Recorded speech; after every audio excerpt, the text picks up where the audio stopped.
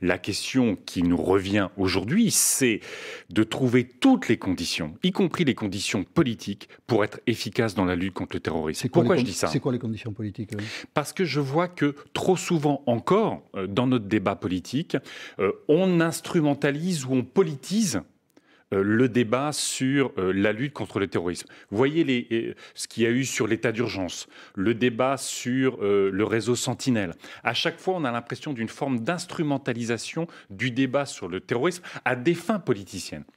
Moi, j'ai toujours porté l'idée qu'il fallait un Conseil national de lutte contre le terrorisme rattaché au président de la République. Il a déjà mis en place un conseil, mais Oui. où il y a surtout les experts et les services. Moi, je souhaiterais qu'il y ait tous les représentants des partis politiques, des groupes parlementaires, pour s'assurer qu'ensemble, en dehors de toute instrumentalisation, en dehors de toute polémique, on se concentre sur ce qui est efficace. Est-ce que le réseau Sentinelle est efficace ou pas? Mais au moins qu'on ait, y compris vis-à-vis de nos citoyens, la parole la plus unie possible pour pouvoir dire, là, vous avez un besoin de visibilité des forces de sécurité. Mais les moyens qu'on affecte là sont pas forcément les plus efficaces. Il faudrait mieux les affecter ailleurs, dans le renseignement de proximité, dans la police de proximité, dans la coopération européenne. Vous savez que je porte l'idée d'un FBI européen.